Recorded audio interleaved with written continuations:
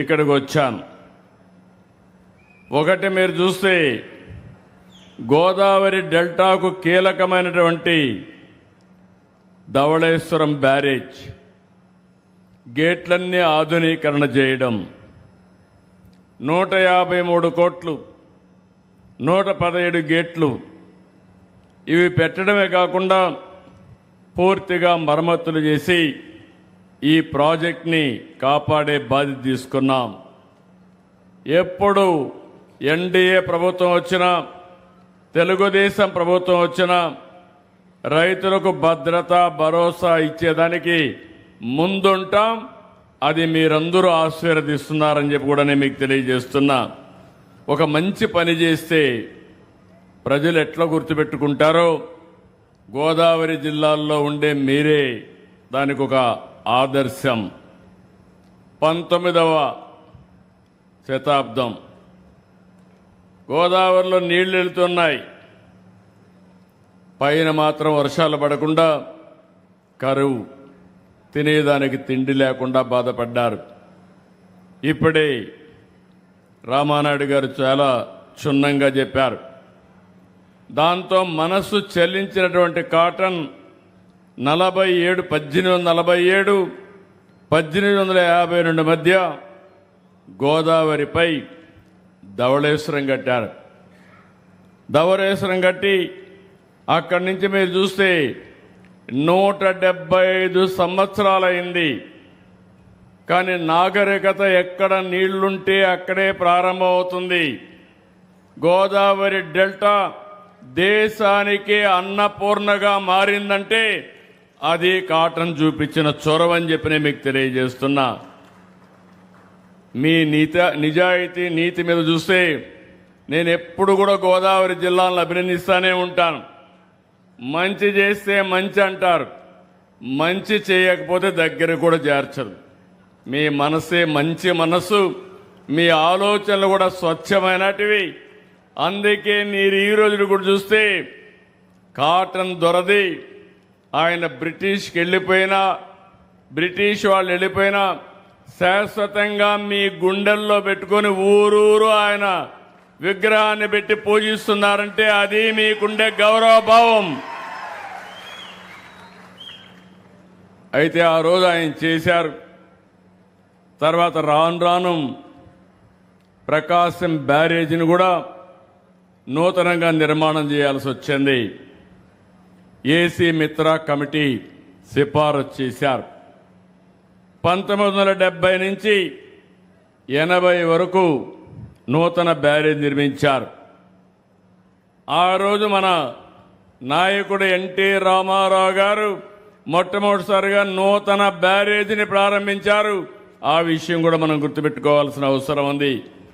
అంత మునుపు ఒక పంటకే నీళ్లు ఇచ్చేవాళ్ళం, అది కూడా కొంత భాగానికే నీళ్లు ఇచ్చేవాళ్ళం.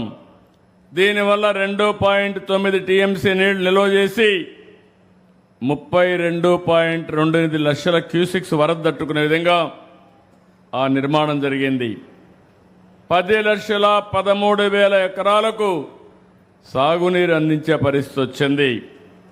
ఈస్టర్న్ డెల్టా 2,81,000 ఎకరాలు, వెస్టర్న్ డెల్టా 5,30,000 ఎకరాలు, సెంట్రల్ డెల్టా 2,100,000 ఎకరాలు.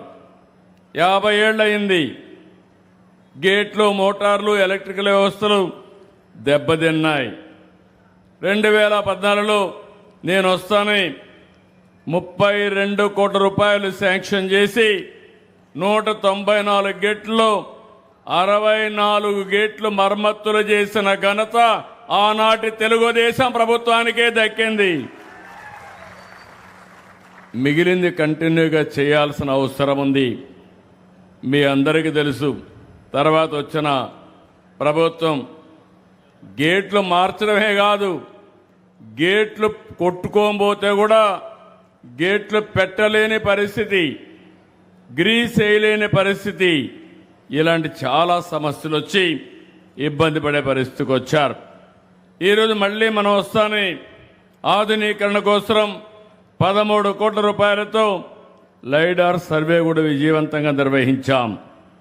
ఈరోజు మీరు చూస్తే 2027కి పూర్తి చేసే విధంగా 9 నెలల్లో పూర్తి చేసే విధంగా అన్ని గేట్ల నిర్మాణానికి ఈరోజు ముందుకు పోయామని చెప్పి కూడా నేను మీకు తెలియజేస్తున్నా.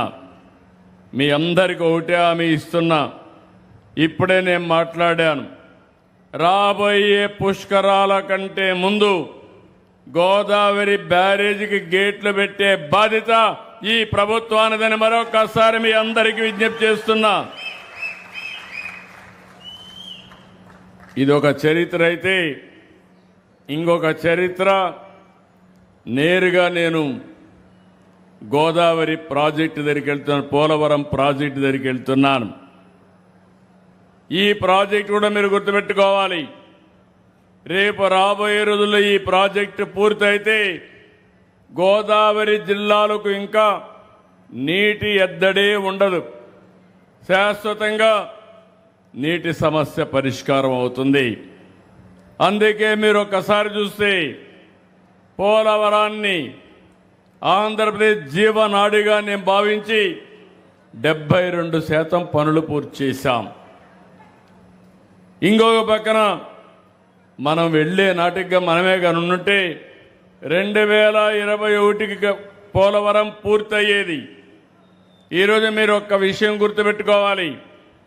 కాటన్ కట్టిన ప్రాజెక్టుల వల్ల ఈరోజు ఈ ప్రాంతం దేశానికి అన్నం పెట్టే పరిస్థితి వచ్చింది. మీ అందరి అనుమతితో ఆ రోజు నేను పట్టిసీమ ప్రారంభించాం. ఈ నీళ్లు కృష్ణా డెల్టాకు తీసుకెళ్లాం. కృష్ణా డెల్టాలో వాడే నీళ్లు శ్రీశైలం నిల్వ చేసి రాయలసీమకిచ్చాం. ఆ ఒక్క నిర్ణయం రాయలసీమ దశ దిశ మారిపోయింది. కియా మోటార్స్ వచ్చింది. నేను అక్కడ మైక్రో ఇరిగేషన్ పెట్టాను. ఇంకో పక్క అక్కడ ఇచ్చిన నీళ్లు 1 ఎకరాకు మామూలుగా వాడే నీళ్లు 2.5-3-4 ఎకరాలకు వాడారు. ఈరోజు హార్టికల్చర్ పెట్టారు. హార్టికల్చర్ పెడితే రాష్ట్రానికి అత్యధిక తలసరి ఆదాయం జిల్లా లింగాల జిల్లాగా తయారయ్యే మండలం, లింగాల మండలం తయారయ్యే పరిస్థితి వచ్చింది. అంటే మీరందరూ గుర్తుపెట్టుకోవాలి. ఏ నాయకుడైనా మంచి పనులు చేస్తే ప్రజల దశ దిశ మారుతుంది, మీ జీవన ప్రమాణాలు పెరుగుతాయి. నేను ఒక్కసారి మీరు గుర్తుపెట్టుకోండి, ఒకప్పుడు ఈ ప్రాంతంలో వరి పంట వేస్తే గిట్టుబాటు లేదని పంట హాలిడేగా కూడా మీరు డిక్లేర్ చేసిన రోజులు గుర్తుపెట్టుకోవాలి. ఆ తర్వాత నేను అప్పుడు తిరిగాను. ఈ రోజు నేను అడుగుతున్నా, ఇక్కడే నేను మీకు ధర రాలేదంటే ఇక్కడే బస చేసి తణుకులో 16 కిలోమీటర్లు పాదయాత్ర చేసి మీకు సంఘీభావాన్ని తెలియజేశా. ఈరోజు నేను రైతాంగాన్ని అడుగుతున్నా, 24 గంటల నుంచి 48 గంటల్లో రైతు ధాన్యం ఇచ్చిన వెంటనే మీ అకౌంట్లో డబ్బులేసే బాధ్యత ఈ ప్రభుత్వం తీసుకున్నాం.